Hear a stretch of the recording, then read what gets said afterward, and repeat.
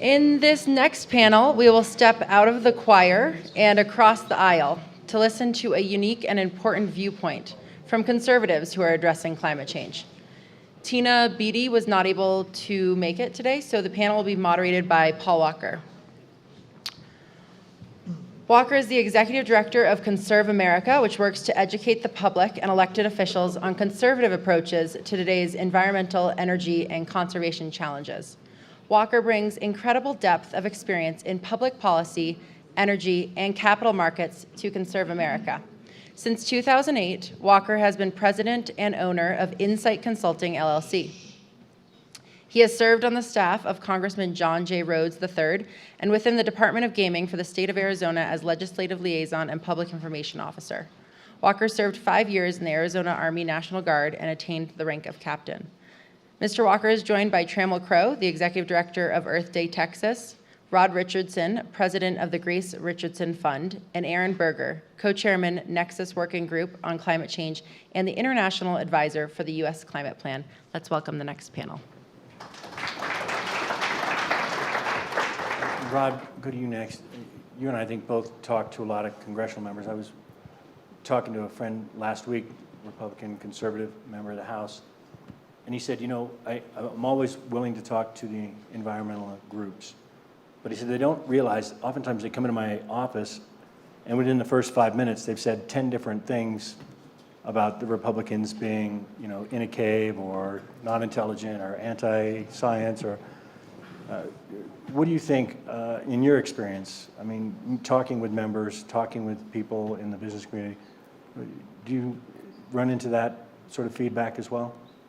Well, you know, the problem with the words that environmentalists use is it's not really a problem with words, it's a problem with the ideas. See, the problem with the words is that they don't describe a conservative agenda. They don't describe conservative policies. They describe liberal left-wing policies. When you talk about, you know, here's some words that really piss off conservatives. Tax, right? So if you're going to talk about a carbon tax, you pissed off the conservatives right there, okay? If you want to use tax, follow it with tax cuts or tax rate cuts. Then you'll get their attention. Similarly, if you want to use subsidies or regulation, you're going to tick them off. If you want to use regulation, be sure to precede it with the syllable D, as in deregulation, because they'll listen to that. The problem is that so much of the way that the environmental movement has tried to talk to conservatives is to try to convince conservatives to buy into what they perceive as basically a left-wing agenda, right? And the policies, you know, when you look at it, you have carbon tax, subsidies, regulation as the principal policies that support the climate change, mitigation. And there are a few hybrids like cap and trade and things like that, but these are perceived by conservatives as supporting higher taxes, supporting higher spending, and then supporting bigger government. So, you know, I believe that global warming is real. You know, I believe that the proper thing to do, if you're going to try to convince conservatives, is to convince them using conservative policies, right? Now, how would you do that? I'll be talking later this afternoon at fuller length about this, but the Grace Richardson Fund is involved in developing a new idea called clean tax cuts. Clean tax cuts is the idea that with the growing profitability of wind and solar, unsubsidized profitability that you now have as of 2015, and indeed profits in other areas of the clean tech industry like hybrid cars, possibly maybe electric cars will be in that category, LED light bulbs, efficiency, that actually tax cuts make sense. You can actually apply Reaganomics to climate change. You can apply supply-side tax cuts to climate change. So if you actually apply a conservative policy to the problem, you're going to have a lot more success talking to conservatives, I think. So it's not just the language, it's the ideas and the mindset. The other point I'd like to make is that, because so many conservatives don't believe climate change is real, it makes a lot of sense. If you're going to have a successful climate change policy, it better make sense whether or not climate change is real, right? You want to be able to present a policy that makes sense, whether climate change is real or not. You want to, there needs to be a boost to the economy. There needs to be other benefits: clean air, clean water, jobs. So you have to have a package of things that make sense about your policy. You're not just climate alarmism. It's wrong to say that conservatives are anti-science, and that will tick them off too. Especially people in the neoconservative movement who are very thoughtful people generally. I think that the part that is anti-science should be distinguished from conservatism in general. And that is really the part that's funded by the fossil fuel interests. I mean, that is a private industrial interest that is putting forward an agenda, and it's putting forward an agenda wearing conservative clothing. But it's not really conservatism, and it needs to be distinguished from genuine conservatism. So anyway, those are a few thoughts that I would share about, if you want to talk to conservatives, have a genuine policy, make sure it's based in proven conservative policies that have come before, like Reaganomics or supply-side tax cuts, and make sure that the policy makes sense whether or not climate change is real or not. Rod, that's a really interesting distinction you make between conservatives and big business. Sure. No, I mean, look, Adam Smith wrote the Bible of conservatism, The Wealth of Nations, which is, we believe in it, but he said, if you ever get, 3 or 4 capitalists in a room together, they will conspire against the public interest.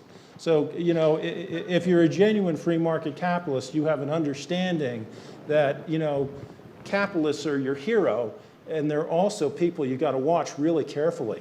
Because So what did Adam Smith these guys say? are slick. What did he say to justify the wealth of nations? What? What did Smith say to justify a market economy if capitalists would do that?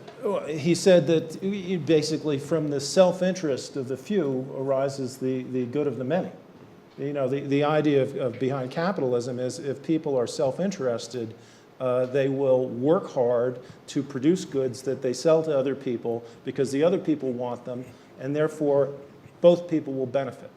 Now, in my view, one of the reasons we're interested in the clean tax cuts idea is because if you use the tax code to reward low carbon energy, for instance, and cleaner practices, you can actually tilt the playing field so that capitalism becomes clean capitalism. You can make it ever cleaner, right? If your tax code rewards good practices, you can give the investors an incentive to put pressure on their companies to do the right thing. If the investor's capital gains tax rate, maybe even their estate tax rate, is going to be determined by how clean that company is, there's going to be a lot more investor interest in making sure that the corporate practices are good practices. Rod, you and I had a great debate on tax policy options, but when you look at these words, right, this is what we're talking about, right? All of these things, I think, apply specifically, don't they, to renewables? I think that those words are great, and I use innovation, and affordable is fantastic.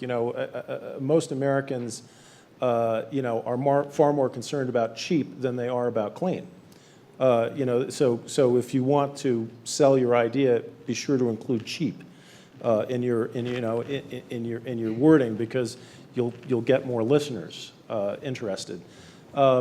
So all of these words are great, but my fundamental point is that conservatives are more astute than you think, perhaps. And if you're trying to use those words to dress up carbon taxes, subsidies, or regulations, or tax credits, there's still going to be lingering suspicion that, you're dressing up a wolf in sheep's clothing. So, words are great, but you have to, if you really want to get conservatives into climate change, you have to really think hard about what's a conservative climate change policy. I think that the Wesley Clark's talk was very important, because security, national security, is a road into conservatives, and the fact that you use the word American and independence is key, and speaks to the security concern, which I think is valid and key. But I was telling Trammell earlier, Texas has a very unique situation where it's a highly Republican state, and yet they have fantastic wind and solar resources. So, you have these Republican ranchers, millionaires and billionaires and whatnot, and, they want to put up wind turbines. And you know what? They want to get a subsidy for it too. So they'll go talk to their Republican congressman, and lo and behold, the tax credits extension passed last January with the help of the 88 Republicans who have wind and solar projects in their districts. So you've got an entree there, in terms of convincing the Republican Party through those kinds of people. A profit motive and job. Yeah. I mean, I think that the Texas Republicans are, in particular, and even throughout the whole Southwest, the Republicans throughout the whole Southwest are an entree, and through the wind corridor going up through the center of the country, are an entree to the Republican Party for softening this up. But that's not having to do with language. That has to do with practical politics. Rod, what do you think you're working on over the next year or two? What are the major Grace Richardson objectives? Well, with this, we're the clean tax cuts idea is a newly relevant idea that is keyed off of the increasing profitability of solar and wind. It's suddenly much more relevant now. It's an idea that needs to be studied. It needs to be developed. There's probably a lot of different ways this could be developed. The Breakthrough Institute might want to develop it one way. You guys might want to develop it another way. I'm sure there are people in the room who could think about different ways that, what could we do with tax cuts? But, so right now I'm working with the Jack Kemp Foundation, and you don't get much better conservative credentials than Jack Kemp, working with his son Jimmy on developing this. And we'd love to find additional research partners to work with us. So if anybody is interested in, working with us on developing the clean tax cuts concept, we'd be happy to talk to you. Brilliant. Well, thank you all. We got through 30 minutes of conservatives talking, and I don't think anybody stormed out. Nothing was thrown. So thank you for that.